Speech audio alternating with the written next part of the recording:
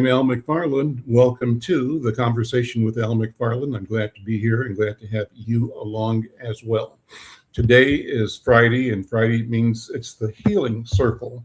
And typically I'm joined by Dr. B, our leader, Dr. Pravada Garrett Akansanya, but she's recovering, and we're wishing her the best of health. She's had some surgery this week, but we are sending ancestral energy and forward-looking healing to her from the Healing Circle, from you and from me. And we also want to send the same to our colleague, Dr. Oliver Williams. Again, another person separately, but experiencing and benefiting from the wonders of medicine and health and surgery. So to Dr. Oliver Williams and Dr. B, my friends, thank you so much for your service, your leadership, your vision, and your work in community. We'll be thinking about you as we do today's program. Today's program is special for a number of reasons. We continue at the Healing Circle looking at what health looks like, what health means in our community. But before I begin, I want to pay a special tribute to a friend of mine. And before I do that, I want to tell people who are listening, who are watching, who are joining us across any of the platforms. We're streaming, as we always do, to the YouTube channel of the Black Press of America, Black Press USA. We're streaming to the Insight News YouTube channel, YouTube/Insight News MN. And we're streaming to LinkedIn and Facebook. So a lot of ways to connect with you. The point is just that. We need to connect. We must connect. We do connect. Here's a space where we connect around the issue of healing, around health. Well, so what I want you to do, who are listening and connecting, is send a note, post, tweet, let your networks know this conversation's going down right now, and you can be a part of it. Your concerns are our concerns. And we'll be putting in the screen here a QR code where if you want to get in the conversation, you can just click on, let our producer know that you got something to say and you want to share it with me or my guest today, and we'd be glad to welcome you and your voice to the conversation. Your voice, your thoughts are important. But I want to begin with a note about a dear friend of mine who transitioned to ancestorship in this past week. And many of you might know him. If you don't know him, you've been influenced by him, I'm sure, one way or the other over the years. And this friend is Yusuf Mgeni. So before I begin today's conversation, I want to pause. I want to acknowledge a loss, but also celebrate a transition, celebrate a graced life. Yusuf Mgeni of St. Paul passed away this Tuesday. I want to take a moment right here at the top of the program to speak his name and to speak it with the honor it deserves. Yusuf Mgeni. Yusuf Mgeni. Say it slowly, because that name carries weight. Yusuf was born in 1948, raised in the Rondo neighborhood, that legendary community that St. Paul tore apart to build a highway, and it still lives in the memory and the muscle of Black St. Paul. His birth name was Charlie Anderson, but he grew into Yusuf Mgeni. He grew into something large. He was an educator, an administrator, a journalist, a civil rights activist, and more than any single title, he was a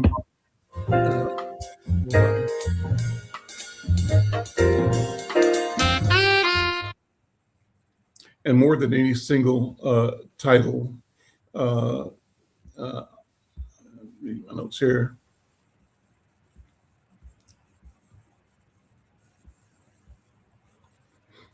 He was a witness. He was a man who showed up decade after decade to hold the powerful accountable and to stand with the people who had nowhere else to turn.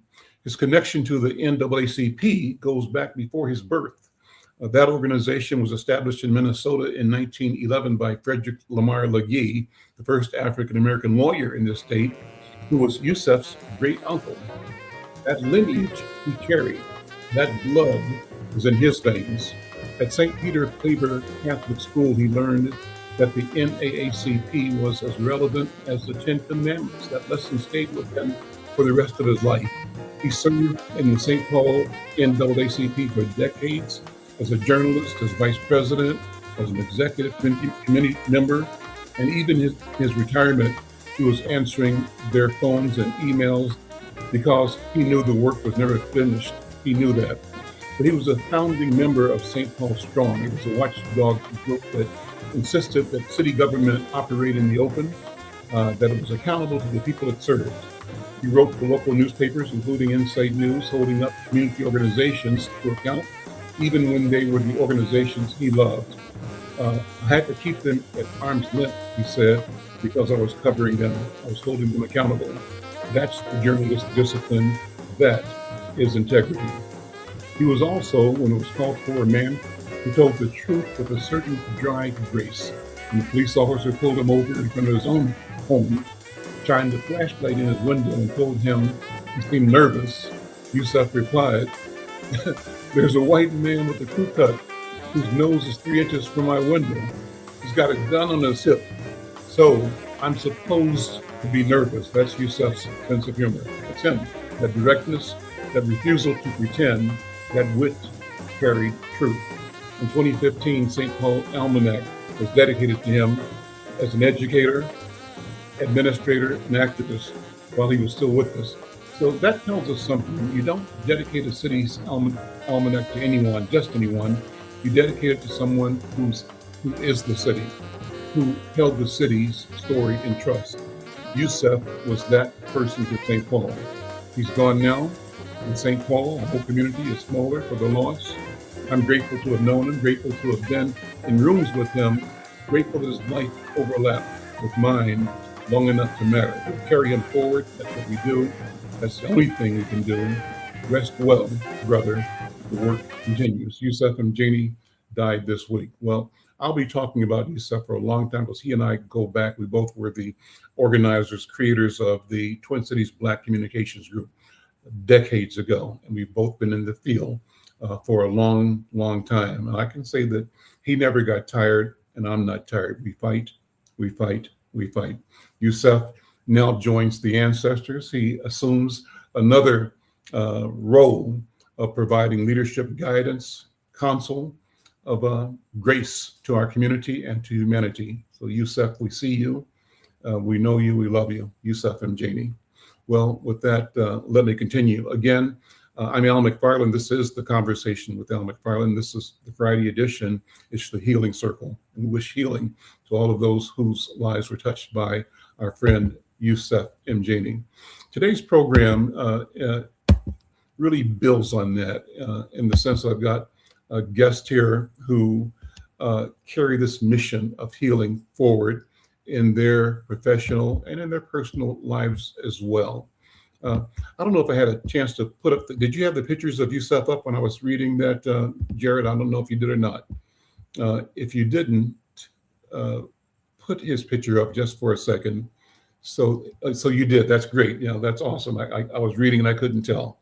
But there you go, that's my guy, Yusef Mjini. Well, today we're joined by Omar Fernandez, who is a physician assistant, and his colleague, Jasmine Bloomdahl, a registered nurse. They're both at the city of Minneapolis. And, this program today at the African American Child Wellness Institute as our partner is about discussing healing. To affirm that healing is not just personal, it's political, it's structural, and it's communal. And that's what the public health department of the city of Minneapolis does do. It shapes the conditions for healing in every household in our city. So we're glad to have both Omar Fernandez and Jasmine Bloomdahl here. Thank you both for being here. Thank you for your work, your leadership, and your service. Let me just ask you to talk about what it is you do with the mobile unit in particular, and more with the Minneapolis City Health Department. Omar, I'll turn over to you first.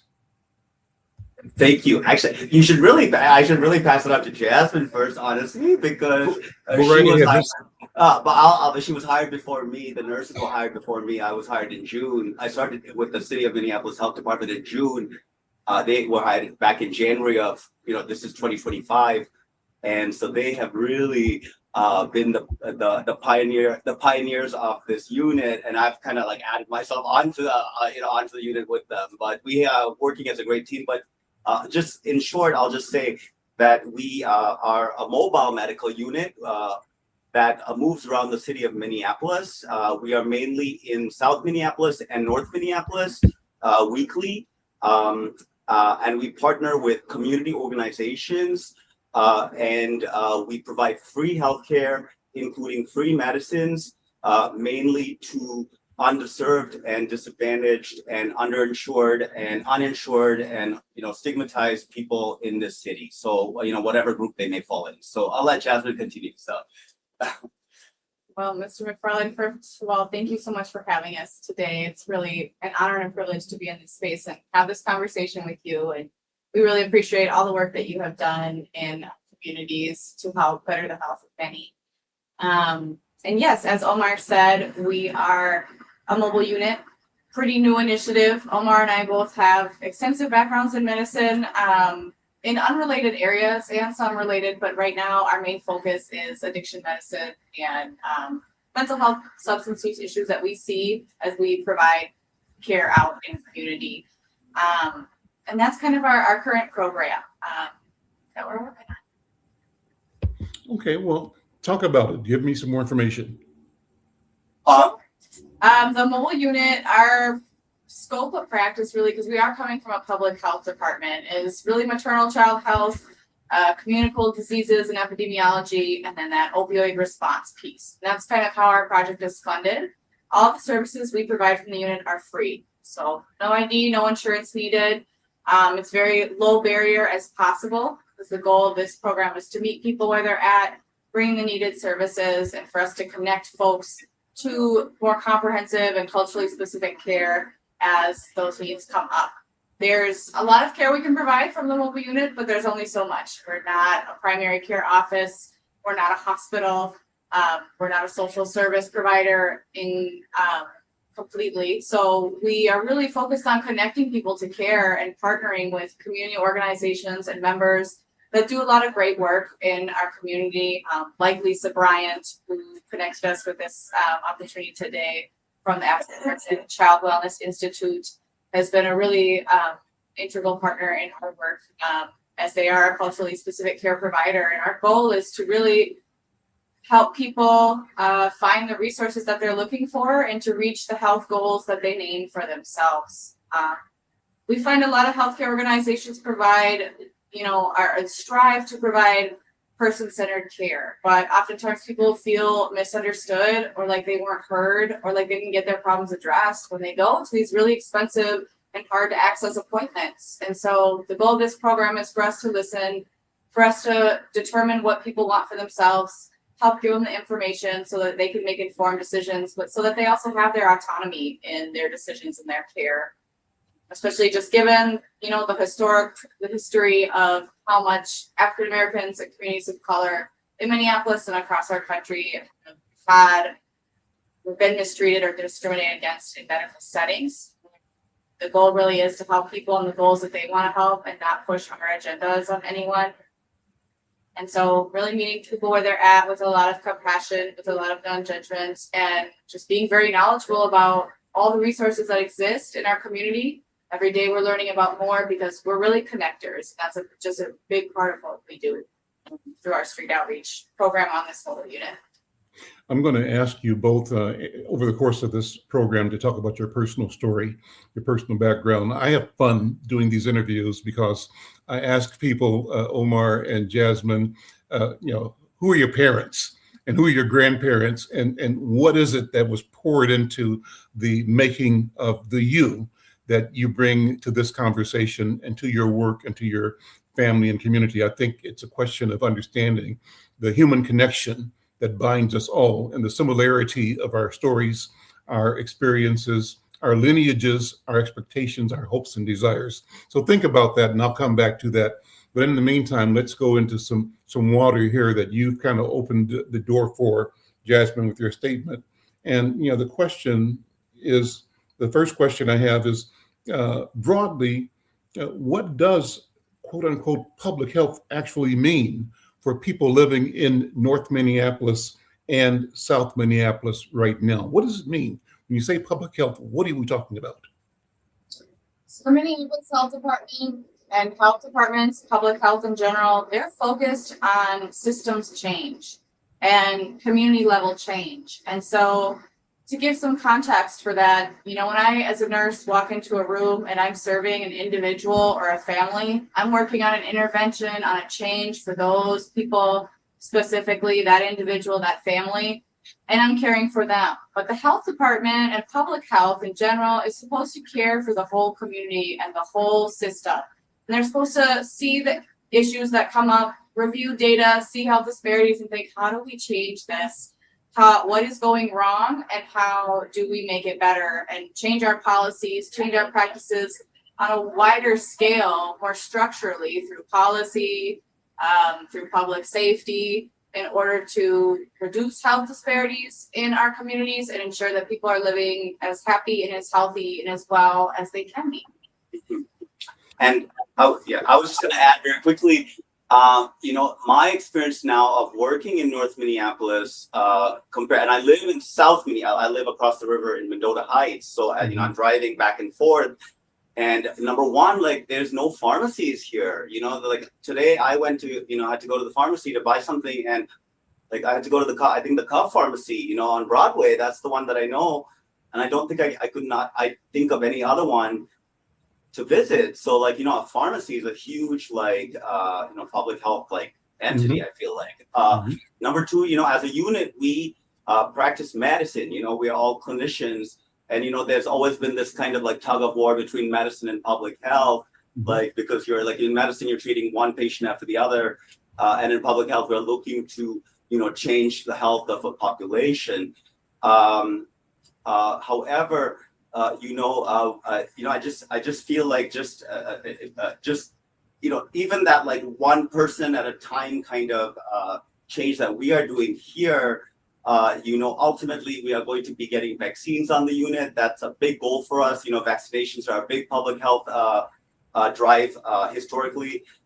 Even dental work. I don't know how that would be a public health thing, but even just getting dental care to people would, I think, improve public health a whole lot. Because teeth are with you your entire life. So, Sure. Anyways, yeah. A good example of what Omar mentioned, in North Minneapolis, it's a bit of a pharmacy desert, and about, I believe, 40% of the pharmacies in Minnesota as a state in general have closed in, I'm not sure how many years, but our pharmacist director has let us know that. And so I'm not sure if you're familiar with Dr. Rhonda Chikolis, but she's been a big help with us in looking at the pharmacy landscape here and determining what needs to change. And part of what public health does and what the city of Minneapolis does is looking at these concerns and saying, okay, how do we navigate this? How do we advocate at the state level and at higher levels to get funding to help these programs? Is it possible for us to get a grant for people to start a pharmacy, or what can we do to eliminate this type of pharmacy desert and ensure that people have access to necessary resources like medication in their neighborhoods and in their homes? Simple things like socks, shoes, toothbrush, toothpaste. Literally those 4 items. Could change the health of a lot, because we see toes that look very, very yucky and teeth that look very, very yucky. I like to say it in a negative way. So you're seeing people as patients, Yes, that don't have the basics. Toothbrush, right, socks, shoes. they don't have, and of course, water and shelter and everything, safe to brush your teeth. But I don't know, even socks, that can cause, just wearing the same socks every day in snow and rain and what have you, just causes problems. Yeah. We see a lot of amputations and a lot of wounds and skin concerns. And part of this program is to try to help reach people before they're at a crisis level where they have to go to the hospital.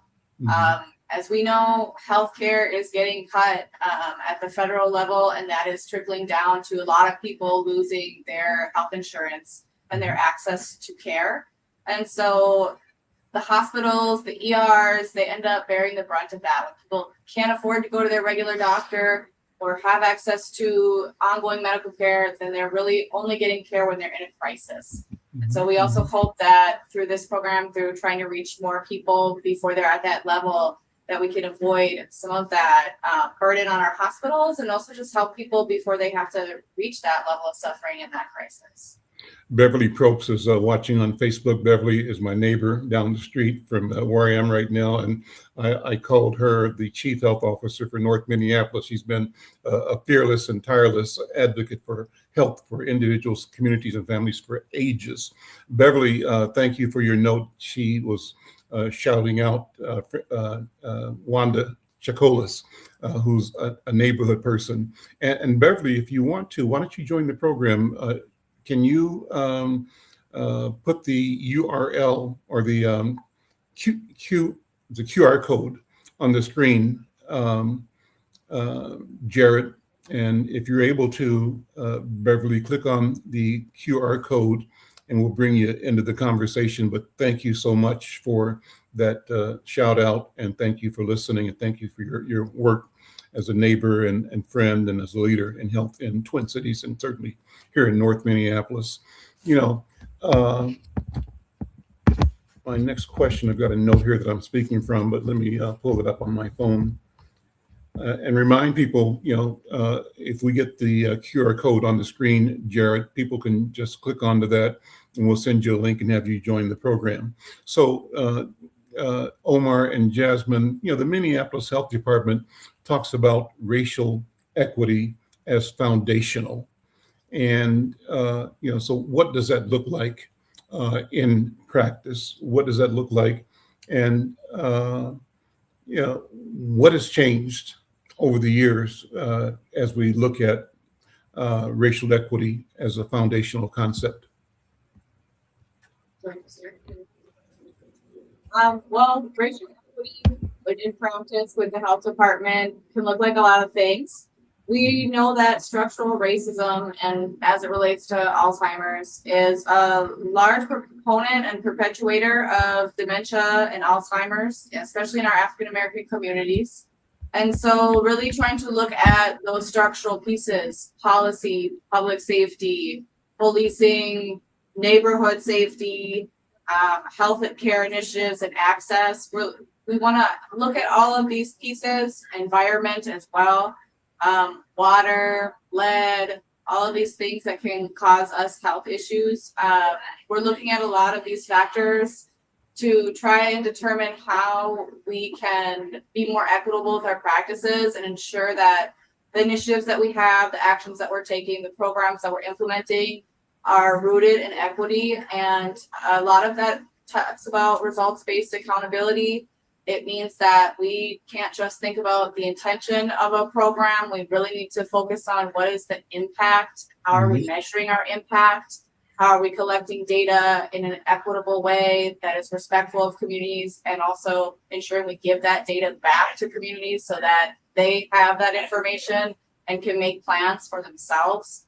As we've really seen over the past few months in our city, community protects itself best. Community cares for itself best. And so if we have information about community, it's coming from community, it's getting back to community. And for all of our programs, they really need to consider what is the racial impact, what is the equity impact, is this program going to worsen or reduce disparities that we're seeing, racial disparities in health metrics. And so a lot of it's got to be data driven.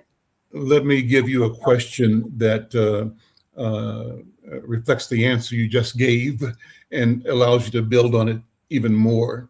And the question is that sometimes the community says that the city is not showing up, that resources don't reach us, and that programs don't fit. So what do you say to that, and what do you do about that? And that's exactly what you're saying, I think. But build on that, because you've discovered that feeling, that sense of despair, and that sense of lack of real concern about the humanity. People feel despondent and lost sometimes. And even people that are better resourced have sort of a mixed feeling about the sincerity, the genuineness of city initiatives and programs to reach and solve the problem. And it's in part because, as you were suggesting, the institutions historically have not listened to the people, have not trusted the voice of the people, have not believed that healing really emanates from knowledge and awareness that people bring from their everyday lived experience. And when you finally have an enlightened Omar Fernandez and Jasmine Bloomdahl preaching to the institution that we can do better, we can do differently by listening and by being present, it makes a difference. So again, I'm throwing it out just for you to riff on that and to build on that idea. And what you're discovering and what you're believing is the path forward. Before you respond, I want to shout out both Martin Keller, who's an acclaimed journalist and organizer in Twin Cities. Thank you for the like, Martin Keller, and also John Martin. John Martin, thank you for the like. And to others who are listening on Facebook or YouTube, please send us a shout out. Tell us where you're listening from, and let your friends know, your networks know this conversation is happening right now. Send them a link, ask them to join. And if anybody wants to join the conversation, the QR code is on the screen. Click on that. You'll have an invitation. We'll bring you into the conversation. Omar, Jasmine, go ahead. Well, as a better resource person, I hold a lot of privilege. I grew up in Bryn Mawr, Minneapolis, and it still really infuriates me on a regular basis what is going on in our city. And I do think the city has a lot of room for improvement in how it shows up and in how it engages with community and listens to community.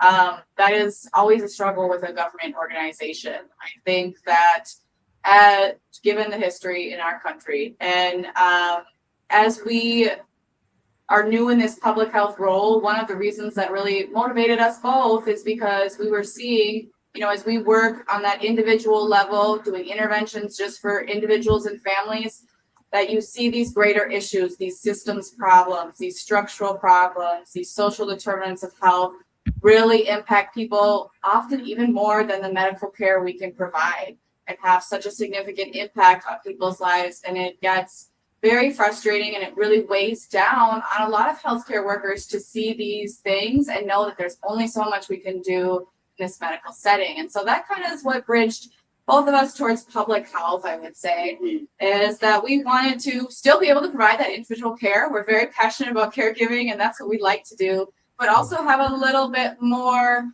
maybe power and influence to try to do some more systems level, some more community level change. And so this program is kind of a mix of both public health systems level and individual level and family level care. And one of the ways that we can try to use our power is collectively within the health department. A lot of us lower level staff really try to stand together and advocate for some of these equitable changes that we're hoping to see in policies that are coming through the city and through the state, and really advocate for us to be listening to community, to hold these engagement sessions, to ensure that we're honoring the voices of so many that have done a lot of work to protect their own, as often from, organizations like the city themselves historically. And so we really do want to advocate for change within our department, within the city in general, for people to be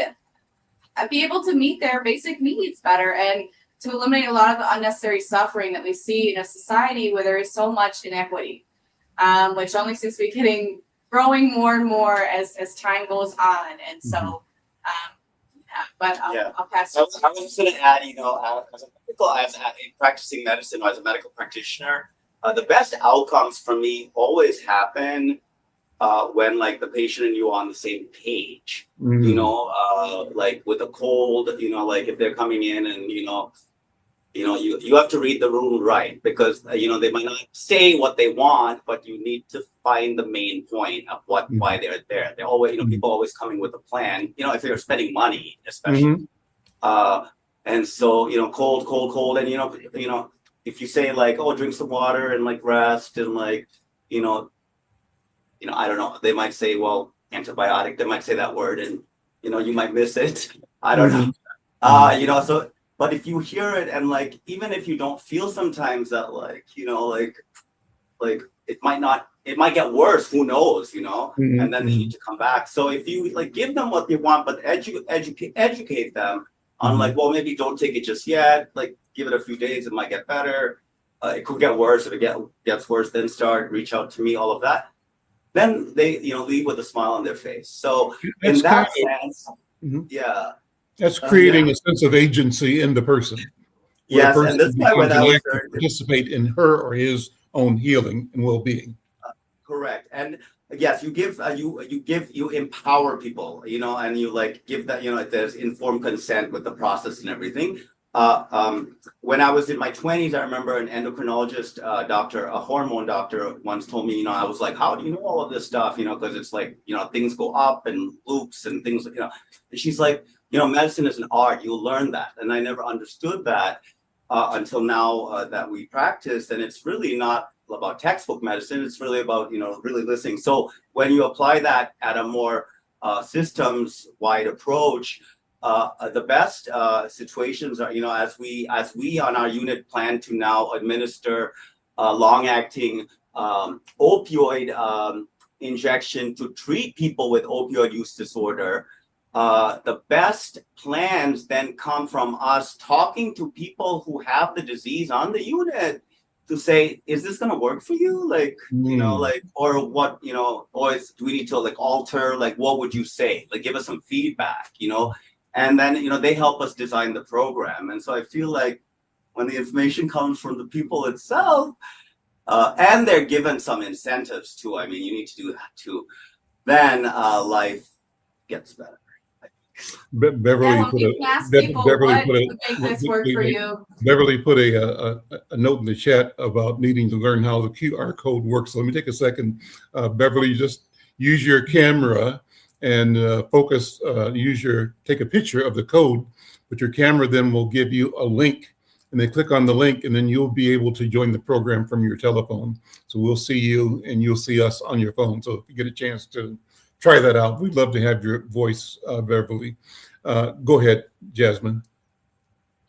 Oh, yes, I was just going to kind of echo Omar's sentiment that when we work with people and we ask them what would make this work for you, or what change do you need to see in order for treatment to help you? Or, when we get to the bottom of what their fears are and their needs are and their goals are for themselves, that really makes a difference in how we can care for people and is more effective in trying to reach their goals. So in the community, the things that we are hearing and seeing include the opioid crisis. That's a big issue in North Minneapolis. It's a big issue in South Minneapolis, where my office is, over on Bryant Avenue, just south of Broadway, Lower Broadway. And I see a person's joining me here, Leah Jean. We'll bring her on the studio in a second. There is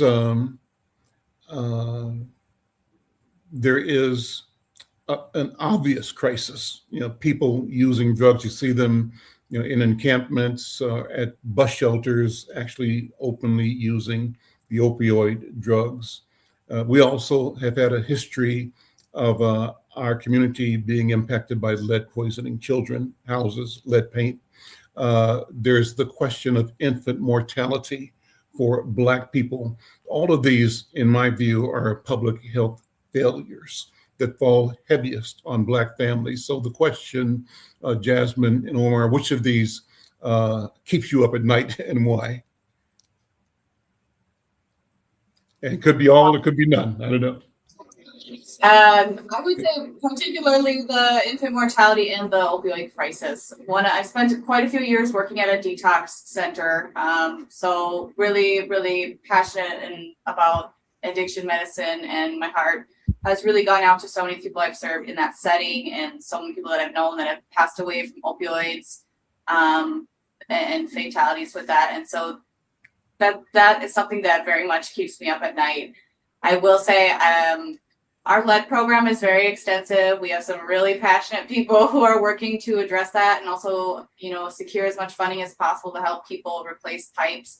And I do appreciate that they have racial equity within their plans on who could receive that funding and how they implement their programs. because it has been a very big issue in North Minneapolis and in some areas of South as well. And working with landlords and trying to get people to get their properties up to standard, as renters are often the most impacted by lead feet in our city. But yes, the opioid crisis is definitely something that keeps me up, as a lot of people I've cared about, and seeing people go through the suffering that they're going through on a regular basis. As you mentioned, you can see around our city, it's very apparent, and it's very hard to pass by and not feel something for me. And Omar, you mentioned earlier simple things like a toothbrush, clean socks, just the basics you don't even think about, but the absence or lack of them has an impact on individuals and therefore the community. And I didn't mention another topic that's been around, that stays around, that's food access, proper food, access to good food, clean food, and that's a challenge as well. You mentioned that it's a pharmacy desert. And when you said that, it made me think about, I've lived in North Minneapolis since 1973. And when I started Insight News as a magazine in 1974, one of the places I worked a lot was West Broadway, trying to get the West Broadway businesses to support Insight News. And I remember then there were at least 2 pharmacies right on West Broadway. I think Merwin's is on the corner of Broadway and Lindale. And there was another one called Economy Drugs, a guy named Barry. I think Barry's last name was Zoss, his father, and then young Barry ran that practice for a number of years. And then at around that same time in 74, 75, coming off and out of the riots of the 60s on Plymouth Avenue, one of our own, I think a predecessor to Wanda Chicolas, would have been Jackie Clark, J.C. Clark, opened J.C. Clark Pharmacy on Plymouth Avenue, which was a part of an anchor to the then Plymouth Avenue Shopping Center, which is now UROC. So we've seen pharmacy solutions come, but also disappear. And as you mentioned, I think we've had a Walgreens come and go recently on Broadway and Lindale. And then on the other end, there was a pharmacy, a CVS pharmacy at around 26th or 28th and West Broadway. So what happened? How is it that we lose these institutions? And how is it that a food desert can exist in our community? What is the political, cultural, informational, economic environment that creates and maintains these disparities? What do you think from your point of view as a healer? As someone who comes from India, I moved here, at the age of 17. I'm now 42.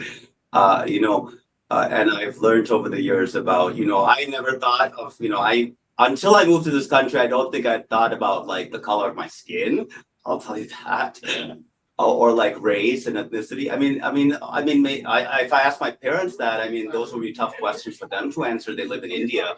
In India, that country has its own problems for sure, but this is all historical racism, and structural racism is as I've learned it, and the system just gets perpetuated over and over. Now, I will tell you that I had gone to an art therapy group because I was interested in like what art therapy was. It was a creative writing group run by a person in Marquise. I believe it's Brown. I won't say his last name because I can't remember it, but he's a South Minneapolis person and leader there. And he's the tourist interrupter at the George Floyd Square, and I never understood that, like what a tourist interrupter is. And as tourists, I had gone to, meet him for a coffee, and he would ask people who are touring that site, like, is the system broken? He would ask them, is the system broken? And, they would look at him like confused, like, what are you asking me? And they would say, basically the point is the system is doing what it's doing. It's supposed to do, it's not, bro, I guess if that makes sense to you. I'm like, well, here's what I hear. Here you said the system is working and working against us. people are taking photos, of these sites, and like, Yeah. I went to George Floyd Square, and like, I don't know if they're understanding like the true meaning of that. Like, even myself included, because obviously I was not born here. My family is from a different line, ancestry of, the other side of the world. But similar, Portuguese colonization for me, as we were talking earlier, with my last name and with my religion and things like that, on that end of the, ocean. So anyways, I'll let you continue. So. Let me welcome and introduce you guys to one of my colleagues and friends. That's Coach Leah Jean Denley. She's a writer, a sports editor for Insight News. She's a life coach, but she's also a stellar representative of our community. And she knows Minneapolis and knows Minnesota. And thanks for dropping in, Coach Leah. And jump in the conversation wherever the spirit leads. Just add your comments, raise questions. This is how we do this on the Healing Circle. So no doubt. So thank you so much. This conversation is fascinating, and I'm so glad that I have had this moment today to join in. And I have a question. Yes. In your estimation, this is for both Omar and Jasmine. Since you've been involved in the work that you're doing, and of course, Al and I are lifelong residents, and that type of thing, but you seem to be very passionate and immersed now that you're here. The correlation between the food deserts, the pharmacy deserts, and the transportation deserts. Talk to me a little bit about what you've noticed, and are you in conversations where folks are talking about solutions at this time? Yes, I would say we are in conversations with folks talking about solutions. For example, for the pharmacy landscape, one of our medical director, Dr. Dziwe Nataba, he works really closely with Dr. Rana Chikolis and lots of folks in the Minneapolis area on trying to assess the current pharmacy landscape and figure out how they can make improvements. But it does kind of come back to some of these structural racism pieces that Omar talks about, with housing, with education, with intergenerational wealth. These are things that really impact people's opportunities to open a pharmacy, because that's no cheap business venture. That's a really difficult thing to do and maintain. And in terms of food deserts, yes, our health department is funding currently a couple different projects to help urban farmers grow. And they're really focusing on giving some of these awards to folks that are hoping to do it within North and South Minneapolis neighborhoods that have been identified more as food deserts, and particularly in North Minneapolis. But these are smaller solutions. We're a city, a large city, but also a small one, and funds for health department initiatives are limited. So I do see people really trying to fix some of these issues, but it does come back to not just our structures and our policies in a city, but also as a state and larger, the federal landscape as well. I would also say for some of these deserts and these things that we see on a regular basis, we fill out medical opinion forms and forms so that folks can get access to transportation, to SNAP benefits, to often we're trying to connect them, get them established with a pharmacy, and it's a challenge. And we are doing what we can to remove those barriers in the moment for folks in our unit, but it really doesn't solve the larger problem. Sure. So again, this initiative showing that, we are some public health, but mainly focused on that individual piece. And we still really need to grow and learn how we can be, maybe not just this mobile unit program, but in general in the health department, how we can make some more systems changes with our limited funds to focus on improving those areas, because it is difficult and it comes down goes way upstream to those educational opportunities, housing opportunities, the intergenerational wealth. These things are really impactful in how we change community landscapes in general. As a transportation desert as well, that is a huge barrier that people are always discussing, is how am I going to get to the doctor's office? How am I going to get to the county to turn in this Am I gonna get to the place I need to go? If I'm gonna be able to turn in this application to get housing? And so that's a serious barrier that impacts people on a regular basis, maybe even more than a lot of medical care. Yeah. Thank you. Thank you for sharing that, for sure.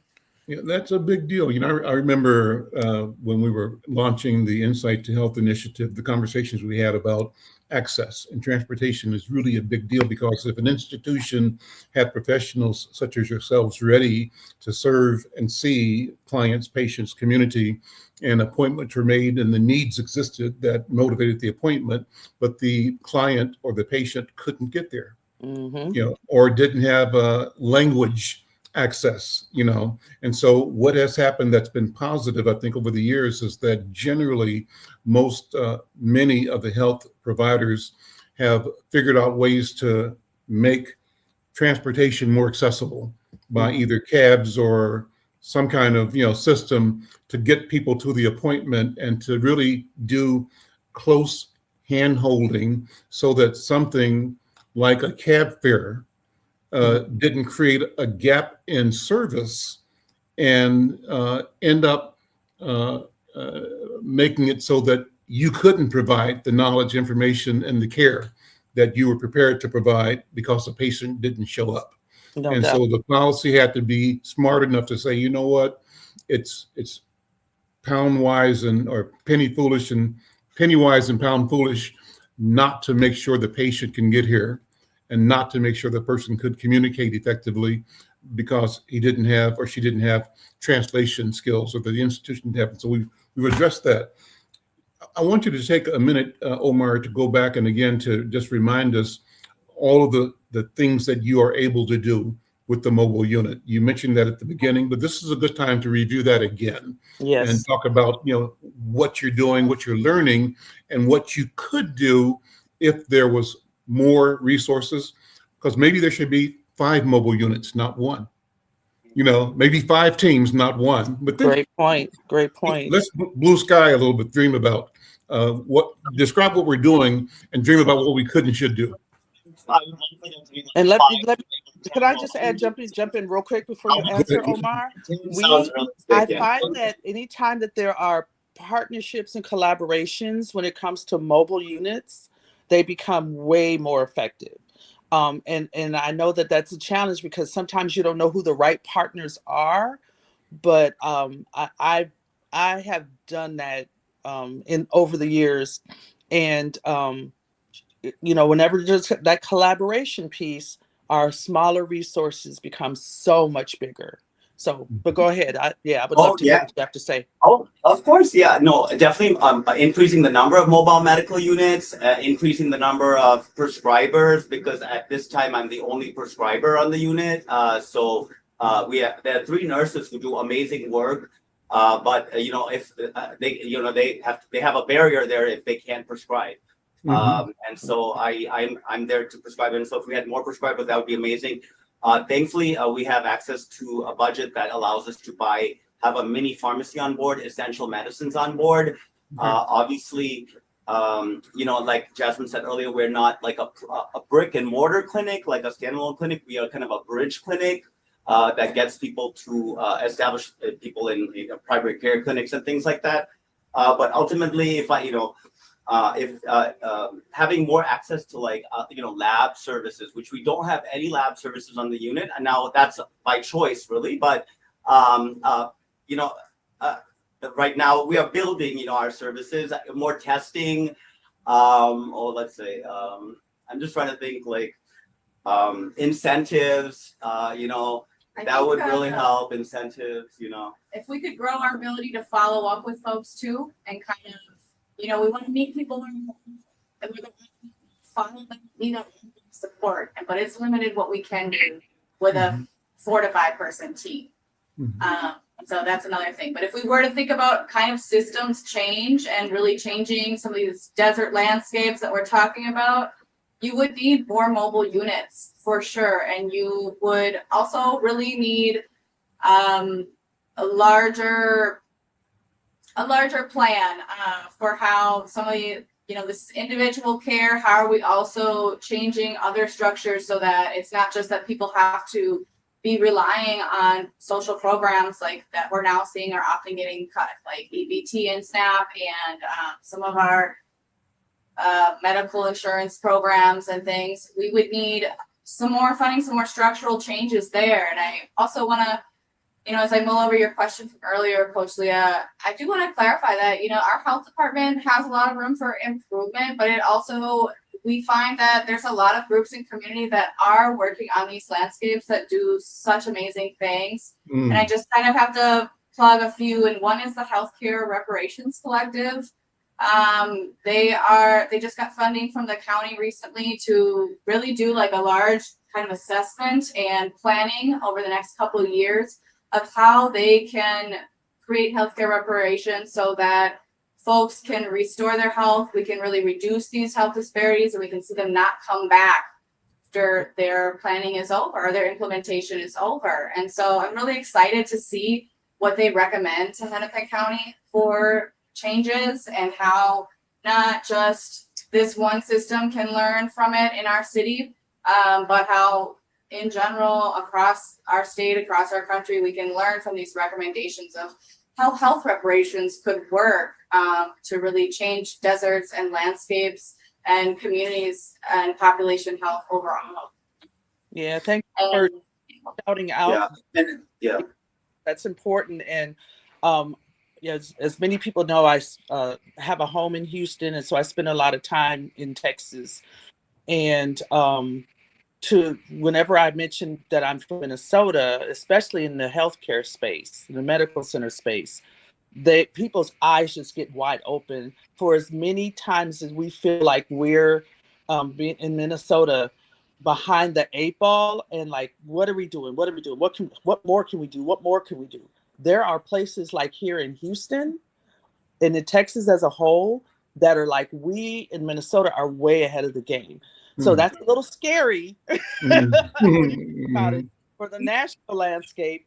But at the same time, I feel proud of the work that we are doing. And I would like to, I would love to invite us to really look at innovative, again, partnerships and collaborations with community-based programs, because I feel like sometimes there's this thought that they're not big enough and they lack funding. Well, part of the reason they lack funding is because their boots are on the ground more with a pen writing a grant.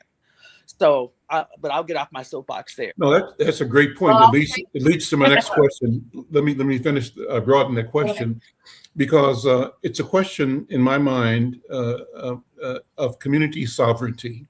So what is the role of the nonprofits that come out of the community's self-assessment and its effort to have agency and to be healing in its presence? What about faith institutions? What about families?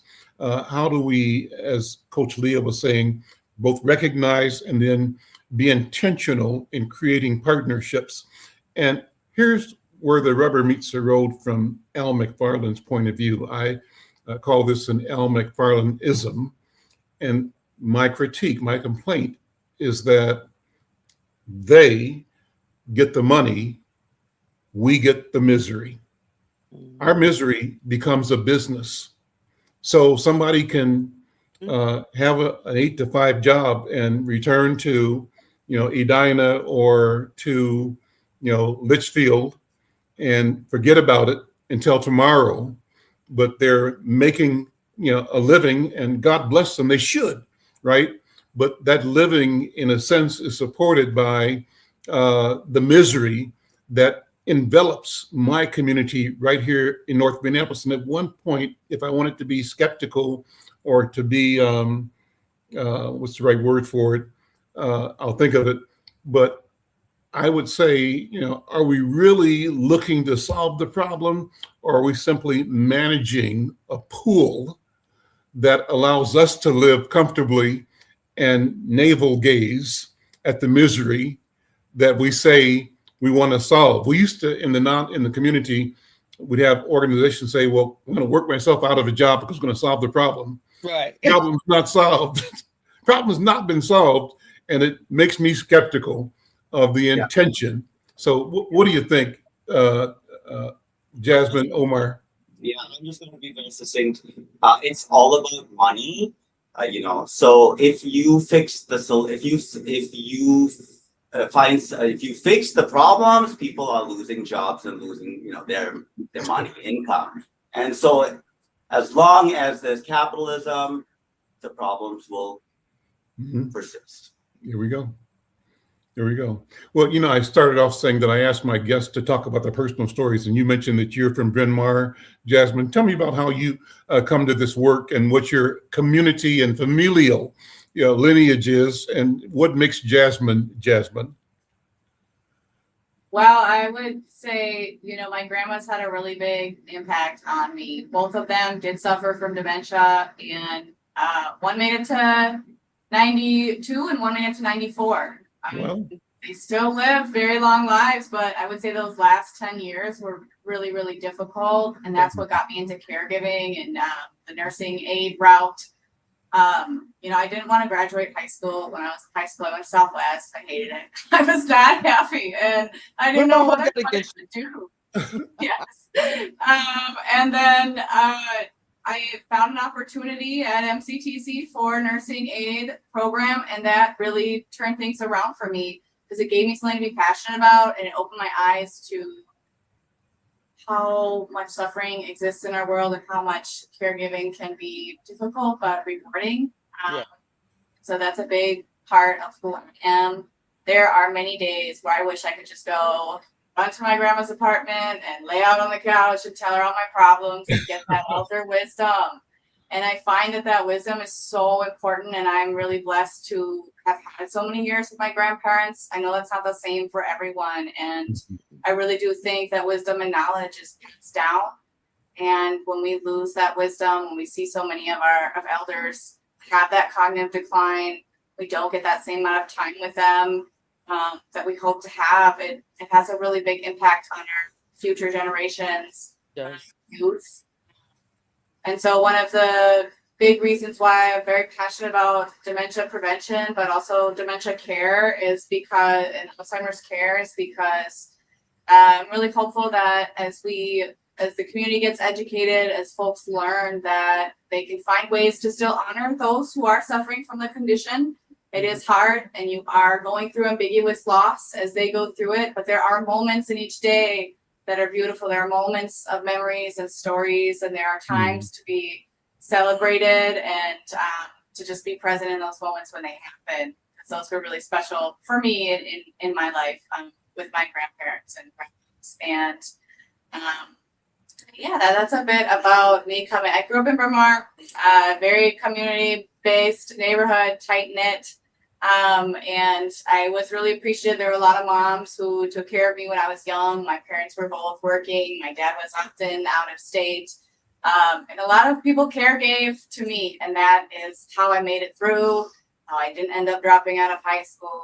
I ended up going to the nursing program at MCTC. And so a lot of these women were really influential in my life and in getting me to where I am today. And it's made me really consider how, losing a grandparent at a young age can be seriously difficult. Elders they carry on the traditions and the wisdom and the stories that we need to continue. And as we see, as Omar's mentioned, with capitalism, with a lot of the white supremacy culture in our country, it doesn't serve humanity. It doesn't serve us as a whole. It leads us to destroying our world and environment. It leads us to these financial and socioeconomic hardships that really hurt the health of so many. And there's so much wisdom and knowledge in how we could be living that, the people indigenous to these lands and indigenous to Africa and indigenous to many areas already had figured out way before capitalism grew. And so when we get these stories passed down, not necessarily from my grandmas, but when we get these stories passed down to us, and it's really important because they hold the secrets, or not necessarily secrets, but they hold the information we need to build up our societies to eliminate some of the serious issues that are happening and to get us back to the roots, get us back to health and coexisting in this world peacefully and with all the nature and life that exists here. And it really comes to the medicine and the food, and all of that feels very related for me. And so, yeah, that's a little bit about how I come to caregiving and how I came to be with nursing. Yeah. Well, I'm loving it. Omar, we got about 2 minutes, so that was wonderful. Well, Thank you. I'm from India originally. I moved here in 2001. 2 weeks before September 11th, I moved here to go to college at Macalester College. So that's where I got my undergraduate degree. I have also gone to the University of Minnesota, and I got my Master's of Public Health degree from there, and then my PA degrees from Augsburg. So I've really been educated in this city. I've also been to MCTC. That's where I started my prereqs for medicine back in the day. So, but prior to that, I'm from India originally. I'm the first college educated person in my family, just so you know. And then my sister followed me to Macalester after me. My dad was an accountant and really inspired us to travel. My mom and dad lived in 7 different countries over their career.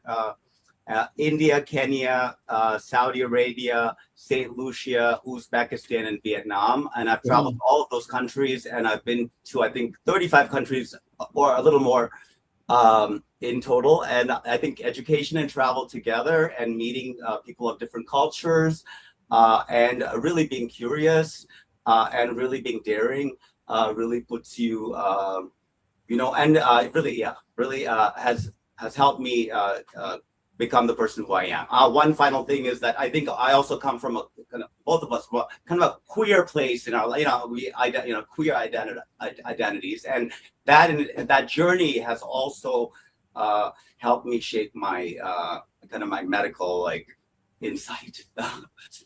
Thank you. Well, let me close with a statement. And Coach Leah, thank you for being here. My closing statement is that we came here today to talk about our healing, and not healing as a metaphor, but as a demand. It's a demand that we make of ourselves, our institutions, of our city. And Omar Fernandez and Jasmine Bloomdahl and their colleagues at the Minneapolis Department of Health showed up today. And that matters. Showing up is the first act of accountability. Yeah. But we know, this audience knows, that the distance between a city's department stated commitment to equity and the reality on the ground in North Minneapolis is not always short. So the Healing Circle exists to close that distance, and conversation by conversation, question by question, truth by truth. So to our guests, thank you for being here and for hearing what the community carries and for sharing what you carry in community. To our audience, you are not the problem.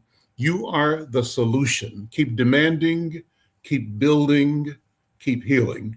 And this has been the Healing Circle, part of the conversation with Al McFarland. Coach Leah, thank you. Thank and you. we'll see you all next time. you. Take care. Bye-bye. Thank you so much.